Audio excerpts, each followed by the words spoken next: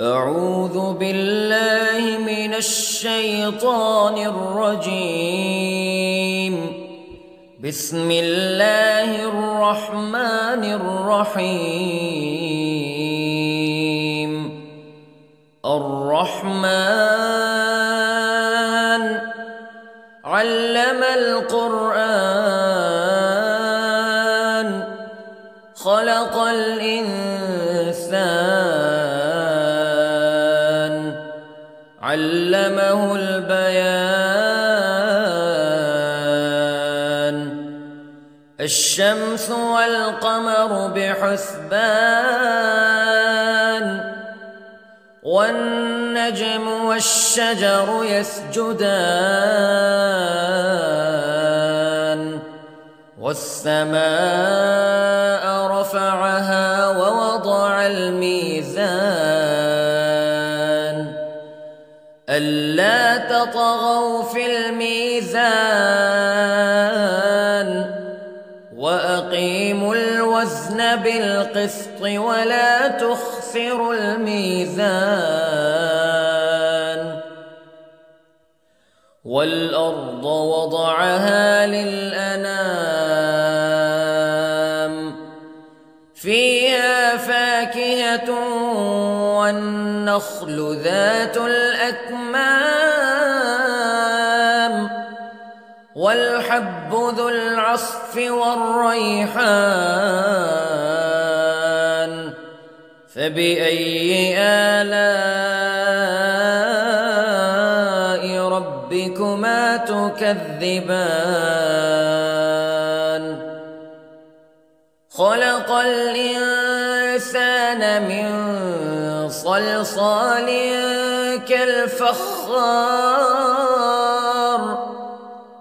وخلق الجان من مارج من نار فبأي آلاء ربكما تكذبان.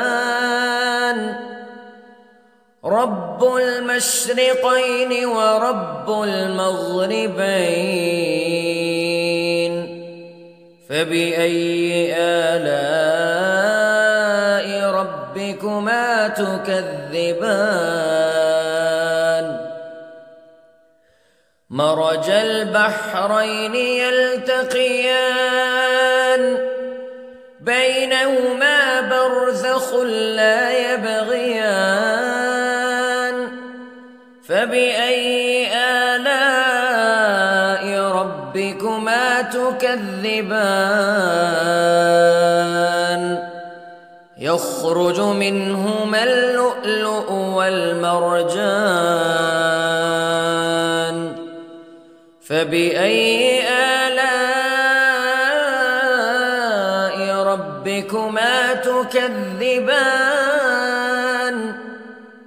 وله الجوار المنشآت في البحر كالأعلام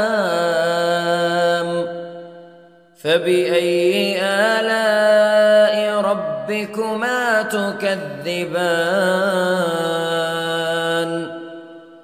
كل من عليها فان ويبقى وجه ربك ذو الجلال والإكرام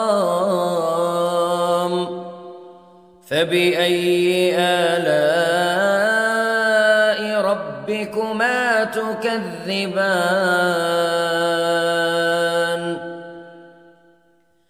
يسأله من في السماوات والأرض كل يوم هو في شأن فبأي آلاء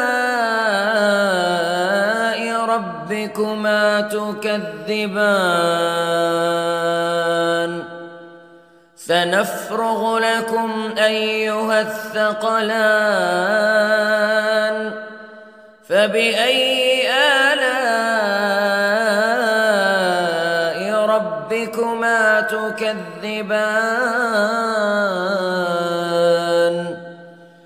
يا معشر الجن والإنس استطعتم أن تنفذوا من أقطار السماوات والأرض فانفذوا لا تنفذون إلا بسلطان فبأي آلاء ربكما تكذبان يرسل عليكما شواظ من نار ونحاس فلا تنتصران فبأي آلاء ربكما تكذبان فإذا انشقت السماء فكانت وردة كالدهان فبأي آلاء ربكما تكذبان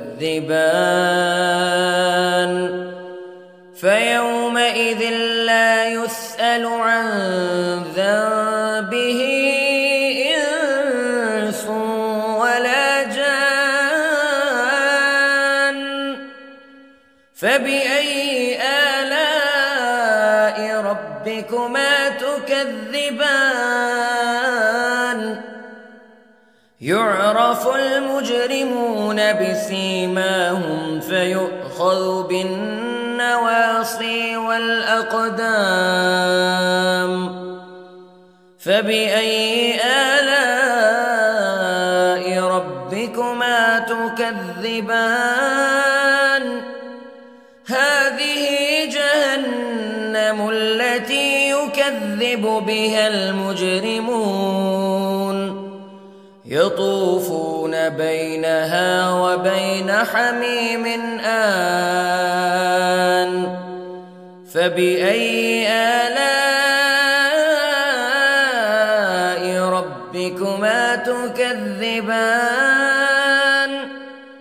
ولمن خاف مقام ربه جنتان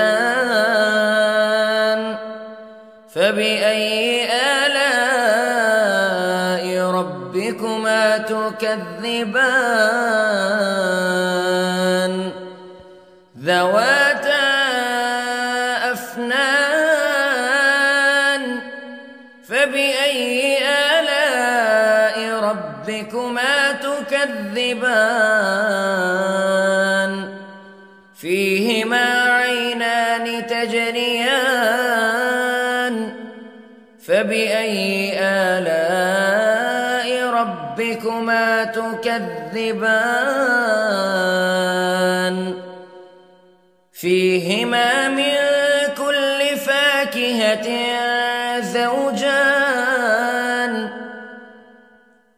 فبأي آلاء ربكما تكذبان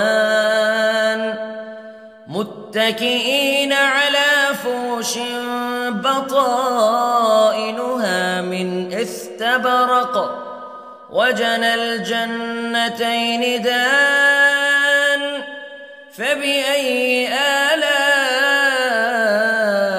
ربكما تكذبان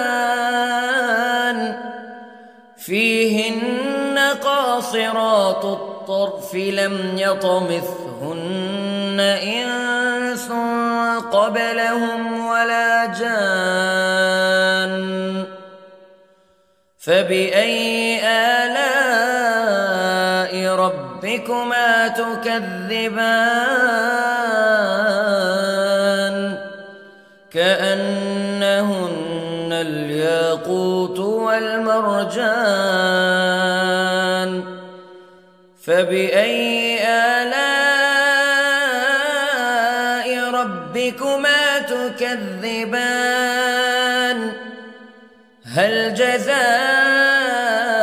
الإحسان إلا الإحسان فبأي آلاء ربكما تكذبان ومن دونهما جنتان فبأي آلاء ربكما تكذبان مدهامتان فبأي آلاء ربكما تكذبان فيهما عينان نضاختان